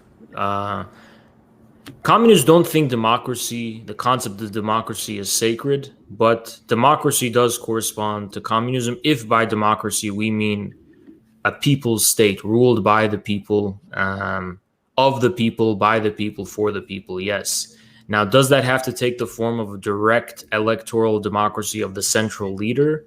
No, I mean, that wasn't the case historically, but elections are a useful tool to determine what kind of leaders people want, especially at local levels. There's a huge electoral system within China, both for the people's government and the Communist Party. It's just, there's nothing sacred about it in and of itself. But it depends on what's meant by democracy. If what's meant by democracy is American pluralistic, multipolar liberalism, of course not. No. Yeah, I would say true democracy comes with the people supporting of a leader and an idea, and it's the truest form, not being brainwashed by television and going to vote on red or blue. Okay. From Sun State, how many peasants died in Mao's Great Leap Forward, Haas? A great deal, many people died during the Great Leap Forward, but these are the premises of industrial modernity as a whole. And when you're engaging in an industrial modernity from scratch, the result is you're pretty much fucking with people, with how people have fed themselves for like hundreds and maybe even thousands of years. Yeah, that is going to lead to some kind of crisis and whatever. And I should point out, the Great Leap Forward was not simply because the West wasn't going to invest in China at the time. It's also because Mao didn't want to be reliant upon the Soviet industrial system. He wanted to create an indigenous Chinese industrialization. So that was the price for it. Hopefully, I mean, in the future, I think communists should be committed to learning the mistakes of both the great famines. And I think with China's path now, China has freed communists globally from ever having to do that again, because China itself has already accumulated a great concentration of capital, which it can use to help the development of other countries so that they don't have to do this. From Zoltan. This is from the 1933 Fascist Rocco corporatism laws. If the transfer of control of capital from shareholders to the workers of the company. Zoltan. There's like 19 books that argue China is a corporatist state, and you even have Keith Wood's video. The rapid industrialization is actually very similar to Bismarck's state socialism growth reforms. I actually think comparison to like Bismarck or even Japan in the 19th century is way more accurate than fascism, but I still think it's a wrong comparison. But I guess it's more accurate to compare it to Bismarck's reforms. Well, they have a regional corporatist system there now, regional, like not by occupation. So it's unique in that sense, something that could work in America with the state identities, but it's definitely a corporatist system. Well, I mean, corporatism has a specific historical connotation. It's like I don't know if you can call it corporatist. I mean, what do you national syndicalist then? I mean, if corporatism is national syndicalist. No, I mean to say, how is China corporatist in a sense? Like, for example, a lot of things can be called a corporate. If a corporate merely means, like maybe in Hegel's sense, some kind of synthesis between the state and civil society, I mean, yeah, every country has that, you know? It's more like off of, let's say, a guild system, and they have 30 guilds set up by regional districts that control those districts, all controlled by the state above it, but they take care of their work. And how you tell who's doing the best is by what they produce and how they're doing. So it's a competition amongst the guilds. Would you say like a kolkhoz is a corporate? You'd have to explain it for me, yeah. Like a collective farm? No, I wouldn't. Because the collective farm, who has to say in the collective farm? Because from like what I've heard, those were messes, and a lot of people didn't even have a chance to eat their own food they grew. Well, but the difference is that they were decentralized. Like there were many different collective farms with varying degrees of success and performance, and they even kind of competed with each other in a sense. So that would be, I guess, like that when you're talking about they compete with each other and they're their own brackets. That would be a form of a syndicalist setup. But I just know everyone went away, like as you said, as even. I think the issue with calling it syndicalist is because you have to understand the historical meaning of the syndicate is the unions that had existed at that time that were already in place. So it's a specific historical context. Yeah, well, corporatism all evolved. Guild, syndicates, national syndicalism, corporatism.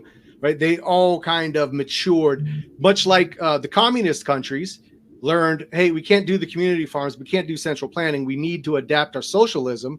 And once again, socialism, with the Chinese spirit, right? They had to add their own thing to it, and that's kind of how the corporations came about too. Guild systems, then people were fighting for syndicates, then national syndicalism came around. I don't know. To me, the Chinese system is too interlaced at all levels. For there to be a discrete corporate I can identify. Well, it's broken up into regional corporations, so I mean, I don't know. I mean, it's not just the horizontal breaking up. There's vertical. It's all interconnected. Everything is. Well, that's what corporatism is, interconnected. They're not. That's the whole point of it. Well, I mean to say, like, where is the specific corporate in China? Like, what would be an example of a corporate? The regions of China. So are those the governments in the specific regions? Or well, yeah, the government oversees like you said, it's in just like under third position corporatism. The capitalist exists. I think it's more complex. It's more complex than that because, like, the way in which, for example, the economy of the regions and the economy nationwide, how all that is coordinated with the central government, it's just more complex. I don't know if corporatism would be accurate. Well, that's how it's broken up into corporations. I'll link you this video on the private, and you can watch it on your own time, and maybe we'll have another talk about it, where it's breaking down how China has adapted to regional corporatism. Is that the Keith Woods video? No.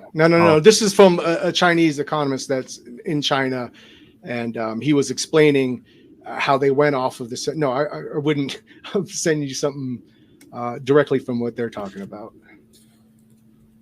Okay, so from Zoltan. So what would Infrared say about the 3 different factions in the CCP who use Schmidt? One of them specifically has been arguing China is a fascist state internally for a year now. I am not aware. There is no faction within the CCP that calls China a fascist state. There are wacky intellectuals within China that talk about China as a fascist state. It's an imperial state. It's a monarchy. All sorts of things from the imagination. Regarding the newfound interest in Carl Schmitt, though, I don't see the German conservative revolution as inherently fascist, actually. The thinkers of the German conservative revolution had a very mixed relationship to German fascism and Italian fascism. I think it's important to separate these two phenomena because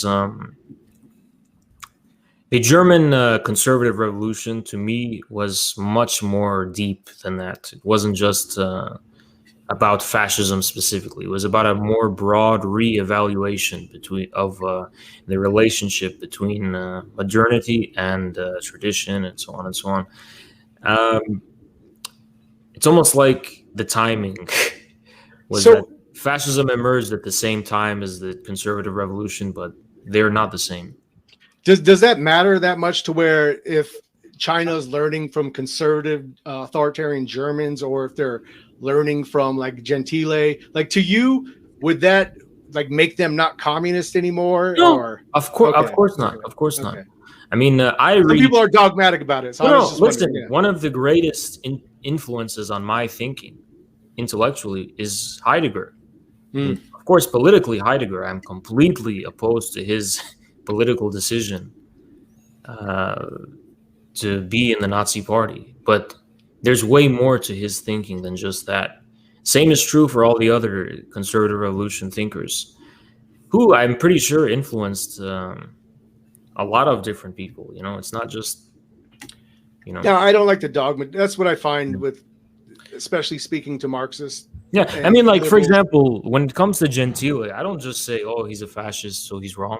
I have a specific criticism. You know, it's not. It's you're materialist, right? That's your criticism. Yeah. Well, I mean, that's why I didn't even want. That's even a moot point. That's Yeah. We know we're going to disagree on that. So from Western Artifact, Haas, why do you think buzzwords like establishment win the debate? Point is, who was the better system? Your argument isn't proving quality. Well, the problem is that you view political realities like a Minecrafter, and you view political realities like some kind of like Reddit nerd who thinks they're like designing blueprints and comparing abstract systems. But the reality is we have establishments. We have established, insular, stagnant ruling class that is all interconnected with each other, that mingle with one another and subsist on the basis of established, that's the key word, established institutions.